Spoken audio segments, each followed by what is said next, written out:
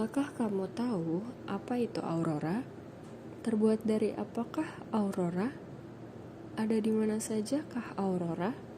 Penasaran? Ayo simak video berikut ini. Let's check it out.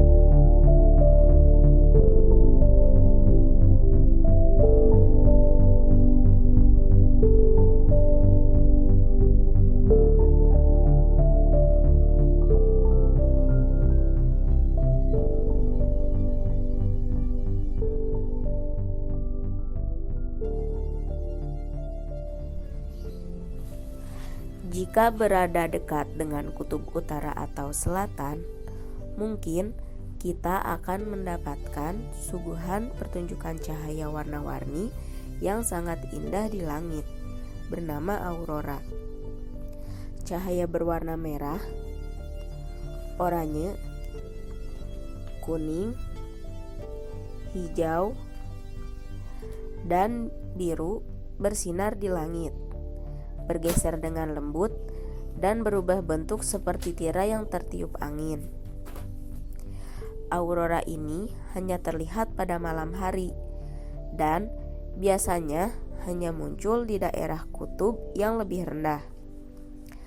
Hampir setiap malam, aurora ini terlihat di dekat lingkaran Arktik dan Antartika yang berjarak sekitar 66,5 derajat utara dan selatan Khatulistiwa. Jika aurora terjadi di sekitar kutub utara, maka aurora ini dinamakan aurora borealis atau cahaya utara. Sedangkan jika terjadi di sekitar kutub selatan, maka aurora ini dinamakan aurora australis atau cahaya selatan.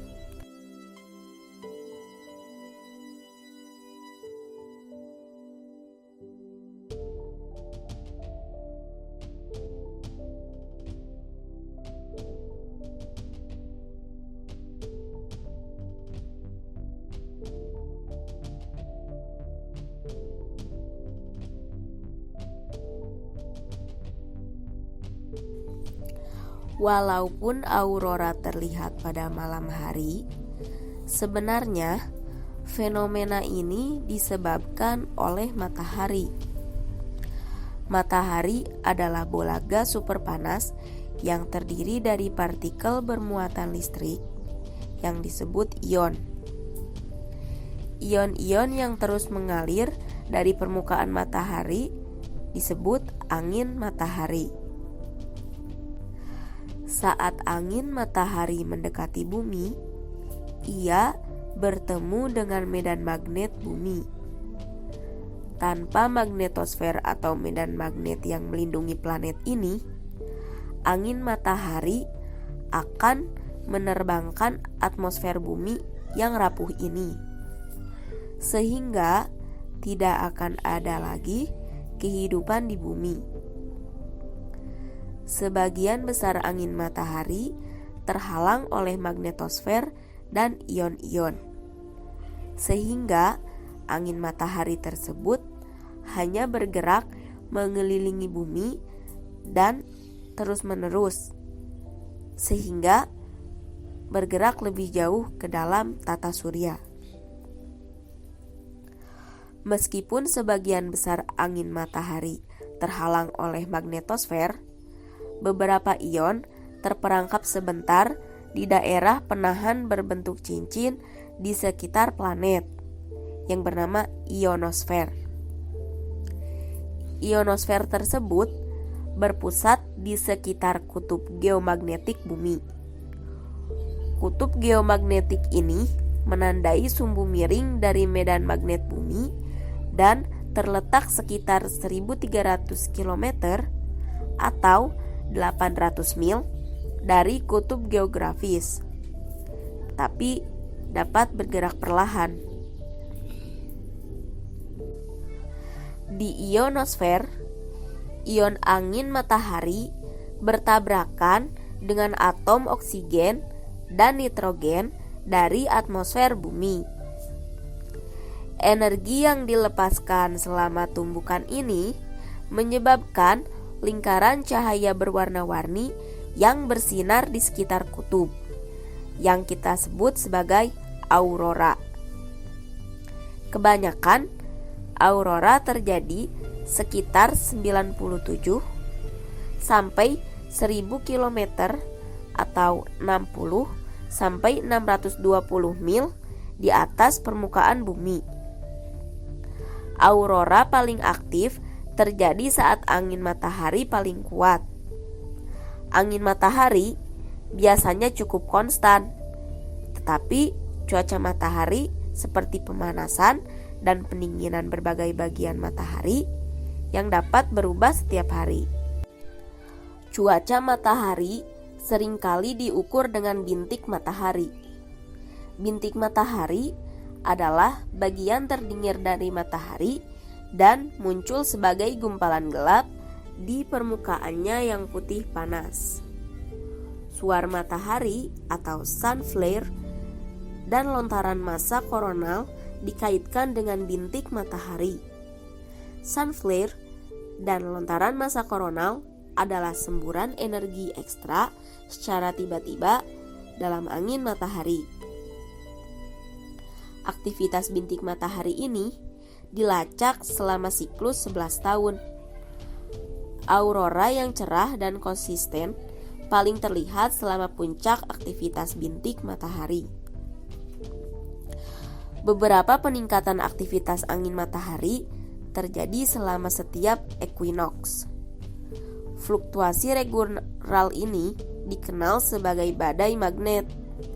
Badai magnet dapat menyebabkan aurora terlihat di garis lintang tengah selama sekitar equinox, musim semi, dan musim gugur, seperti yang pernah terlihat di sekitar semenanjung Yucatan di Meksiko. Badai magnet dan aurora aktif terkadang dapat mengganggu komunikasi. Mereka dapat mengganggu sinyal radio dan radar. Badai magnet yang intens bahkan dapat menonaktifkan satelit komunikasi.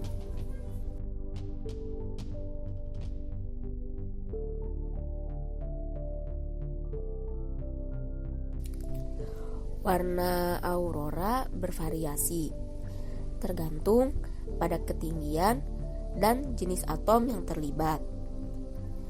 Jika ion menyerang atom oksigen tinggi di atmosfer, interaksi tersebut akan menghasilkan aurora dengan cahaya berwarna merah.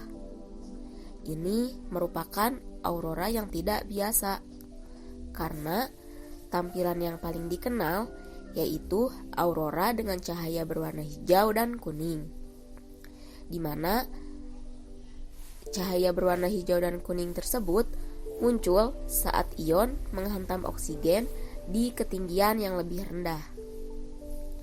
Cahaya kemerahan dan kebiruan yang sering muncul di tepi bawah aurora dihasilkan oleh ion yang menyerang atom nitrogen.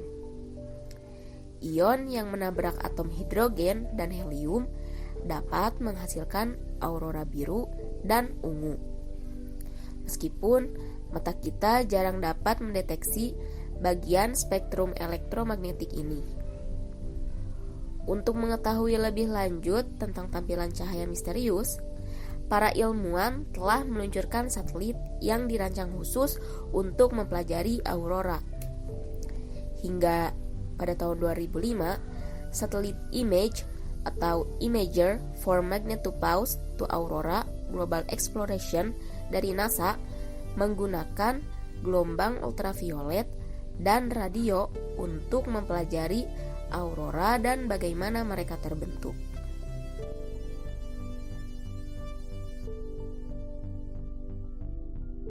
Ini merupakan panorama stasiun McMurdo di tengah musim dingin dengan aurora australis, Milky Way, dan garis-garis satelit di langit malam. Di kejauhan, tampak lampu Pegasus White Ice Runway. Gambar ini diambil pada Juni 2016 oleh Joshua Swenson. Ini pemandangan aurora borealis yang dilihat dan diambil oleh Colin Chatfield di barat Saskatchewan, Kanada.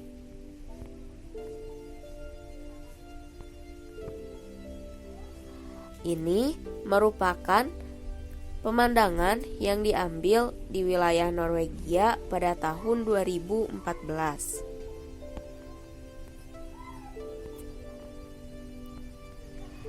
Dan gambar yang terakhir ini merupakan pemandangan yang diambil oleh Jennifer Cordy di Gunung Catskill, New York.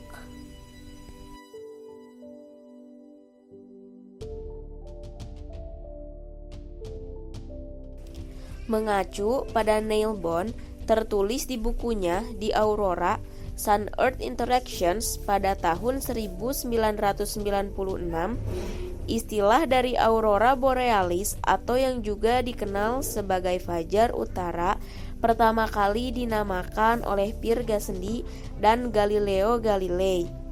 Mereka berdua melihat tampilan cahaya pada 12 September 1621. Meskipun demikian, Bond juga menambahkan deskripsi tentang cahaya utara ditemukan 1000 tahun sebelumnya oleh Gregory of Tours. 2. Aurora telah diobservasi dari zaman kuno. 3. Tinggi dari tampilan aurora dapat mencapai lebih dari 1000 km atau 620 mil, meskipun rata-rata adalah berada di antara 90 sampai 120 km. 4. Fenomena aurora lebih sering terjadi selama aktivitas solar sunspot yang tinggi, di mana siklusnya diperkirakan terjadi 11 tahun sekali. 5. Beberapa penampakan dari aurora ini sangatlah menakjubkan dan spektakuler, serta tersebar luas dalam highlight akun pemberitaan. Contohnya, pada tahun 1895, aurora ini diberitakan dengan judul Auroral Storms of August-September. Pada 11 Februari 1958 diberitakan dengan judul Cahaya berjarak 1250 mil mengelilingi Arktik dan Oregon sampai New Hampshire. Serta pada tahun 1989 tanggal 13 Maret diberitakan dengan judul Seluruh langit berubah menjadi merah cerah dan aurora terlihat di Eropa dan Amerika Utara sejauh selatan Kuba. 6. Banyak legenda pada kebudayaan utara yang menjelaskan mengenai cahaya utara. Beberapa suku asli Amerika, Inuit Amerika Utara, menyebutnya Aurora Askarnit atau pemain football, dan mengatakan bahwa roh dari orang-orang mati sedang bermain football dengan kepala seekor walrus.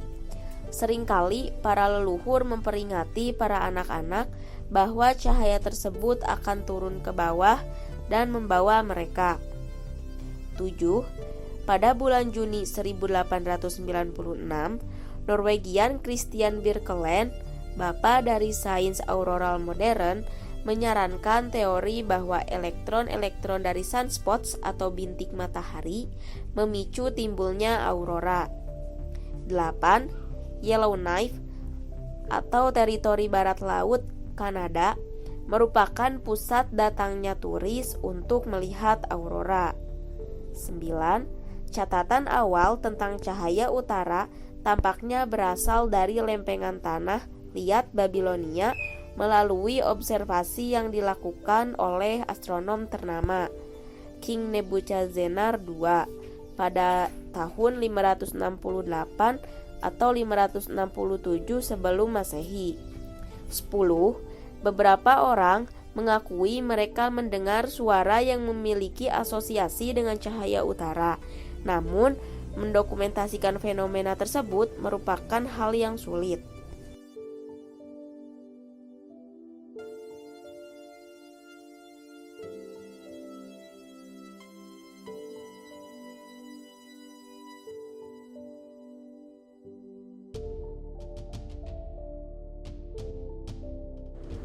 Gimana? Udah paham kan? Semoga informasi yang kami berikan dapat bermanfaat buat teman-teman semua ya. Terima kasih sudah menonton video ini. Jangan lupa di like, comment, and subscribe. Sampai jumpa.